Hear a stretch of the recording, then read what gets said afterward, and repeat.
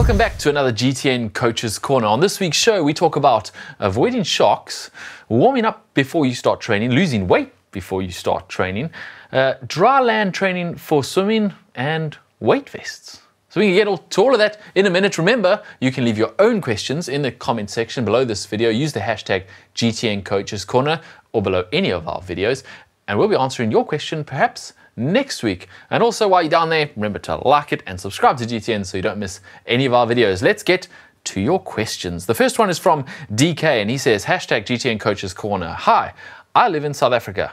I'm fine to do ocean swims with a group of people, but when it comes to training alone in the ocean, I'm terrified of sharks. How risky is swimming alone from a shark's perspective? I don't think from the shark's perspective, swimming alone is any kind of problem, but from your perspective, it's a little bit risky, especially in South Africa. Some of those sharks are big.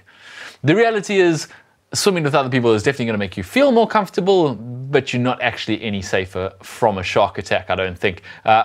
Shark attacks are incredibly rare, and they are a real risk, obviously, if you're swimming in the ocean, and if you swim in the ocean in particular places, it's more risky than others, but it's not really something you should be worried about. However, swimming alone in the ocean is risky for a whole lot of other reasons that are, let's say, less exciting. If you have a heart attack or faint or even a bad cramp and you don't have other people around you, it can turn into something fatal. It can turn into a problem that you can't actually recover from on your own in the ocean. So avoiding swimming on your own in the ocean is a good idea. In any open water, you should definitely take a mate with you.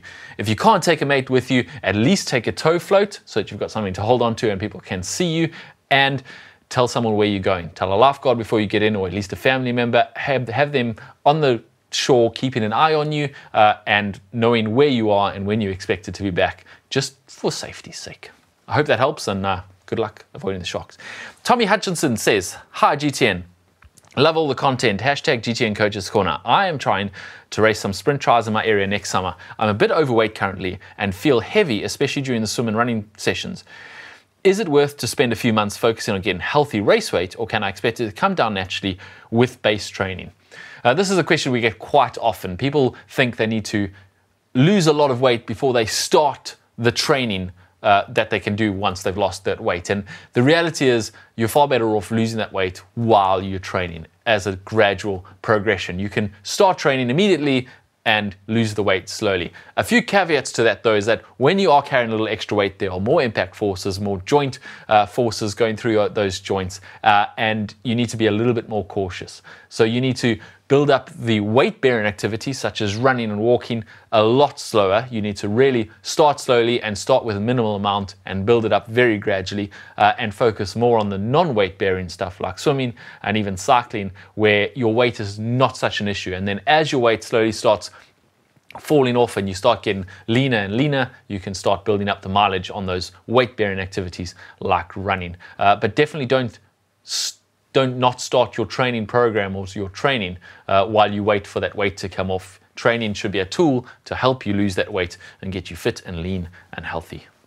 Next question, and it's from Stefan Bordelic, and he says, I have one question that plagues me. I live 1.5 from my closest pool. I assume he means 1.5 hours. Most of my swim training is in the lake where I live, lakeside here in Canada.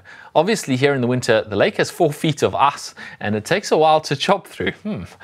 Ice leaves in late April where I can don my wetsuit and get in the water. What kind of dry land exercises can I do to mimic swim conditioning or even strength?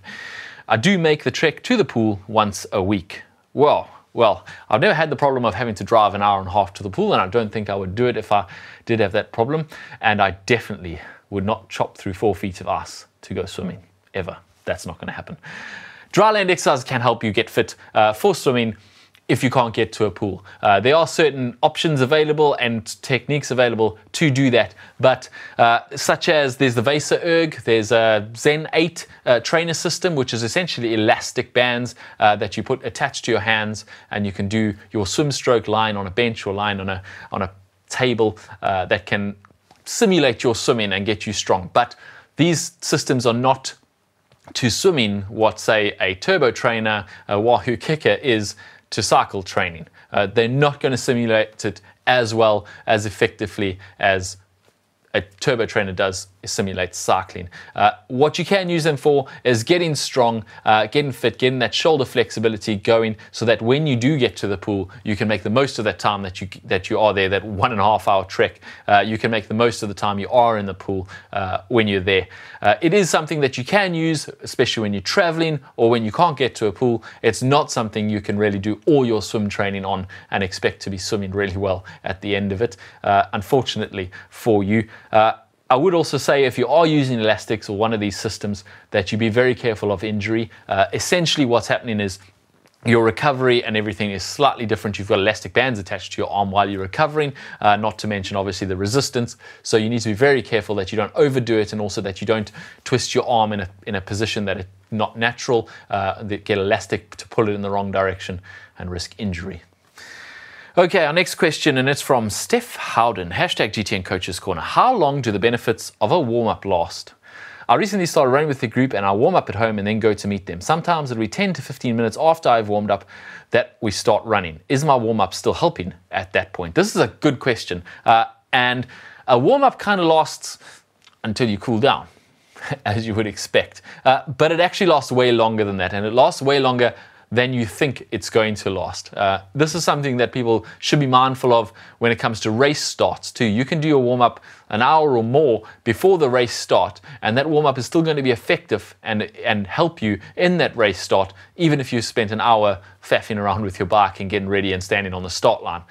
It is effective for a long time afterwards. Essentially what a warm-up is doing is preparing your body for the exercise, and what it's going to do is flush all those waste systems, all those waste products that have maybe accumulated in your muscles and in your blood while you were resting, sleeping overnight, for example, and then get you ready to go again. And your muscles will also warm up, hence the name warm up, and once they warm, they will stay warm with the blood flowing through them for quite a long time after you've done that warm-up. So essentially, a warm-up is quite effective for a long time. 10 to 15 minutes, definitely still warm up. Obviously, if you finish your warm-up just a few minutes before the race starts, you're ready to go at 100% straight away. The longer before the race starts you finish your warm-up, obviously, you are still going to need to build into that pace a little bit more time to build into that pace, but your warm-up is still very effective for a long time after you do that warm-up. So good to know for race starts.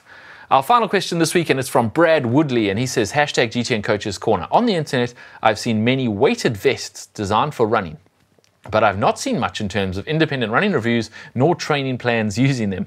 Is running with a weighted vest recommended or even safe? And if so, would you provide recommendations or suggestions for using them? Wow, this is literally the opposite of our first question. This guy wants to put weight on before he starts running. Our first question wanted to lose his weight before he started running. The idea, of course, is to add some resistance to any task, and therefore, by adding resistance, you increase the stress and you increase the adaptation. But the risks of running with a weighted vest are exactly the same as the risks we described earlier for running overweight.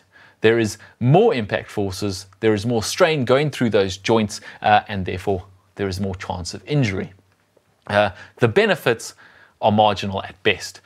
Yes, you will get stronger, you will strain yourself a little bit more, but at the increased injury risk, it's just not worth it. Unless you're training for something that actually requires you to lug a heavy weight over a distance, such as mountaineering, where you have to carry a pack, or a long hike or something like that, there is almost no benefit to training with a weighted vest. The risk far outweighs the benefit. You are far better off doing your training program, getting your resistance training and your strength training by cycling uphill, running uphill, and doing controlled strength exercises in a gym using a strength program, using those machines and those weights that you can really control and make sure that you're not straining anything or creating any impact forces or anything like that. So yeah, avoid the weighted vest. I hope our questions today have helped you. If there's one that interests you, leave your comments down below. If you have your own question, as we said at the beginning, hashtag GTN Coaches Corner below any of our videos, and we could be answering your question next week. Thanks for watching. See you again next week.